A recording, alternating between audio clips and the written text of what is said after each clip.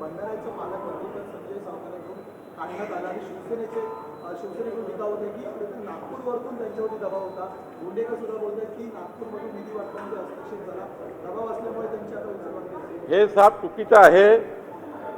मी स्वतः माननीय मुख्यमंत्र्यांशी चर्चा केली आहे आणि मी संजय सावकारे आणि जेव्हा संजय सावकारेंनी माझ्यासमोर प्रस्ताव मांडला आणि रवींद्र चव्हाणजी आमच्या अध्यक्षासमोर प्रस्ताव मांडला की त्यांना जळगाववरनं भंडारा हे जे ऑड त्या ठिकाणी देण्यात आलेलं आहे, म्हणजे त्यांना जळगाववरनं भंडाऱ्याला प्रवास करणे आणि भंडाऱ्याला जाऊन त्या ठिकाणी काम करणे हे थोडं अवघड असल्यामुळे मागच्या 3 महिन्यापासून संजय सावकारेजी हे माझ्याशी बोलतात आहे की काही करून मला सलग जिल्हा द्या, सलग जिल्ह्यात सहपालकमंत्री चालेल, पण तिथे पालकमंत्री पदाकरता सलग असलेला कुठला तरी मंत्रीपद जोडा.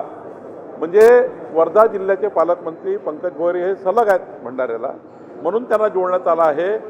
यामध्ये कुठलाही म्हणजे संजय सावकारेची क्षमता फार मोठी आहे, त्यांच्या क्षमतेवर काही प्रश्नचिन्ह नाही आहे, पण एकंदरीत प्रशासकीय कामकाज रोजच्या रोज पालकमंत्री म्हणून, जसं माझ्याकडे अमरावती आहे तर रोजच्या रोज पालकमंत्री म्हणून जो काम जिल्हाधिकारी आणि प्रशासनाचं करावं लागतं, आपल्या जनतेला त्या ठिकाणी भेटावं लागतं, सलग जिल्हा द्यायचा म्हणून पंकज भोयरला दिलेला आहे आणि सलग जिल्हा द्यायचा म्हणून सहपालकमंत्री हे संजय सावकारला बुलढाणा दिला.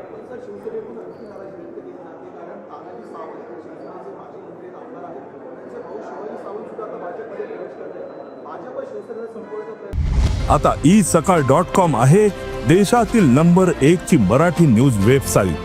प्रत्येक अपडेटसाठी isakal.com ला नक्की भेट द्या.